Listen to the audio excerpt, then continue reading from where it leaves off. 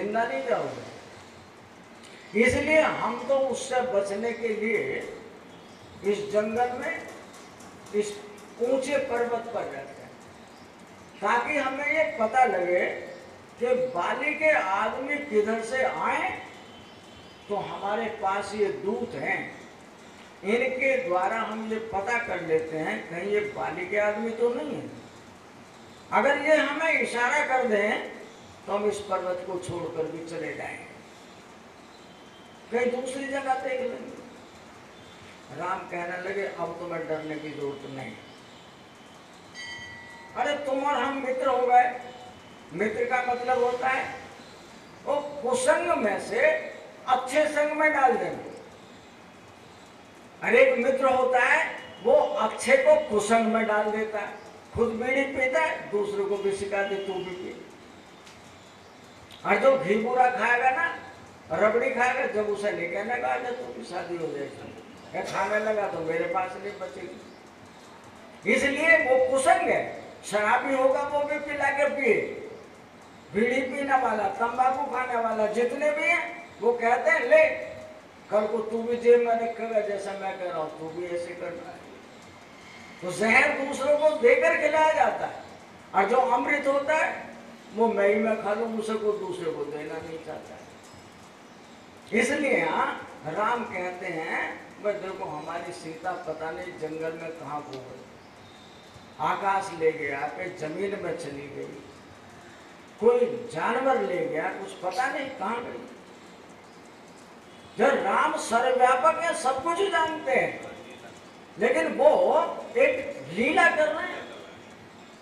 लीला आप भी लीला ही कर रहे हैं, जब से पैदा हुए लीला ही कर रहे हैं, जब तक जिएंगे लीला करते रहेंगे। तो राम कहते हैं देखो भाई हमारी परिस्थिति तो तुम्हारे सामने है। सुग्रीव कहते महाराज जमीन के ऊपर हो, जमीन के नीचे हो या आकाश में हो, मेरे पास इतनी बड़ी सेना है और ऐसे दिग्गज हैं कि कहीं भी आपकी सीता हो निकाल लाएंगे। ठीक है भाई। अब राम कहते हैं देखो भाई जब हम और तुम मित्र हो गए, हमें एक दूसरे की परेशानी को समझना चाहिए। सुग्रीव कहता है महाराज मैं कल को इस सेना की टुकड़ी को चारों दिशाओं में भेज दूंगी, आपकी सीता कहीं भी मिले खोज लाएंगे। राम कहने लगे नहीं, हम पहले तुम्हारी समस्या का निदान करेंगे, हमारी सीता को तुम बाद में ढूंढवा देना। अब राम सुग्रीव को लेकर के उसके राज्य में पंपापुर जा रहे हैं और कहते महाराज ये है उस बाली का महल, बाली यहाँ रहता है और देखो मुझे उसकी परछाई से भी डर लगता है। राम कहते हैं चिंता करने की जरूरत नहीं, तुम जाओ और उसे ललकारो, मैं निपट लूंगा उससे। अब राम एक पेड़ की ओलट में इसलिए ताकि ये दोनों भाई आपस में जब आएगा तो मारेंगे। अब सुग्रीव ने जाकर बाली को ललकारा। बाली कहता है आवाज सुग्रीव की है, ये आज मरने को यहाँ कैसे आया। तारा कहती है कुछ गड़बड़ है, आज आप बाहर मत निकलना। तो क्यों, मुझे किसी की ऊंची आवाज पसंद नहीं है, अभी देखता हूं इसको। क्या आपको पता नहीं है वो अकेला यहाँ आ नहीं सकता, उसकी पीठ पर कोई है, वो वैसे नहीं आया, इसलिए आज आप बाहर नहीं जाएंगे। बाली सुनने वाला नहीं, कहता आधी ताकत तो दूसरे की मेरे में वैसे ही आ जाती है और मेरी ताकत फालतू है। ये उसका ही बल नहीं है, हर राक्षस का बल है। जितने भी राक्षस होते हैं जो दिग्गज हैं वे हर राक्षस अपने को बलवान दिखाकर दूसरे को कमजोर बना देते हैं। आधी ताकत दूसरे के आने का मतलब है वो पहले ही इतना गरजते हैं कि दूसरा कमजोर पड़ जाए। तो बाली अपने आप में समझता है, बाहर आकर देखता है तो दोनों के दोनों भाई घुस गए और आपस में जो सुग्रीव डरकर भागने वाला था वो बाली को खूब घूसे उल्लात वो भी मार रहा है। बाली भी मार रहा है, दोनों के दोनों हाँफ गए। लेकिन आज सुग्रीव केवल इसलिए राम खड़े हैं, लेकिन अभी तक भी वो इसे मार नहीं रहे। अंतोगत्वा जब पूरी तरह से थक गया, सुग्रीव ने समझा तो राम मुझे मरवाने के लिए लाए, अपनी जान छुड़ाकर यहां से भागा। बाली अगर चाहता तो उसके पीछे जाकर उसे मार सकता था, लेकिन बाली भी पूरी तरह से थक चुका था। लेकिन उसके ऊपर एक रोक देता है, अगर तू वापस लौट कर आया तो जिंदा नहीं जाएगा। जब तो मैंने तुझे छोड़ दिया है, छोड़ा नहीं है, बल्कि वो पूरी तरह से वो भी थक चुका है।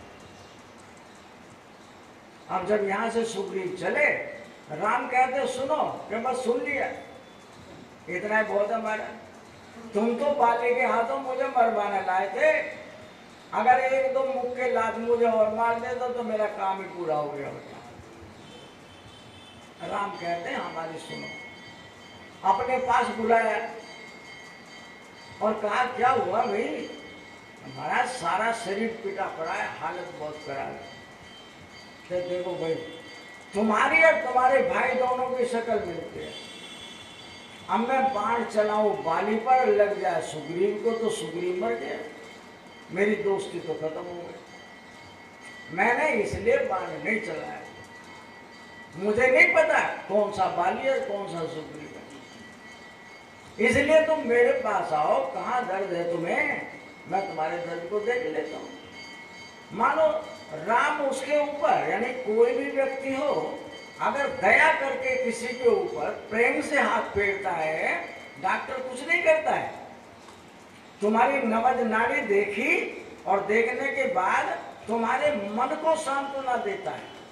डॉक्टर कहता चिंता करने की जरूरत है, तुम बिल्कुल ठीक हो, अरे तुम बीमार नहीं हो, अभी दवाई देता हूं तुम्हें, अभी ठीक हो जाओ। नहीं, राम ने बड़े प्रेम के साथ सुग्रीव के ऊपर हाथ फेरा और कहते कैसा लग रहा है महाराज? अब तो मुझे आराम लग रहा है। यानी और देखो, थोड़ी देर और सारे शरीर को रोला प्यार किया तो राम कहते हैं कैसा लगता है? महाराज ऐसा लगता है जैसे मैं थकान में सो गया था ना, और सोने के बाद जब आदमी उठता है तो फ्रेश हो जाता है, एक बार फिर जाओ। महाराज अब नहीं, ये देखो हम अपनी माला तुम्हारे गले में डाल रहे हैं, यानी मेरी माला है, मुझे अपनी माला की पहचान है। ये माला हम तुम्हें अपने गले के निकाल कर तुम्हारे गले में डाल रहे हैं।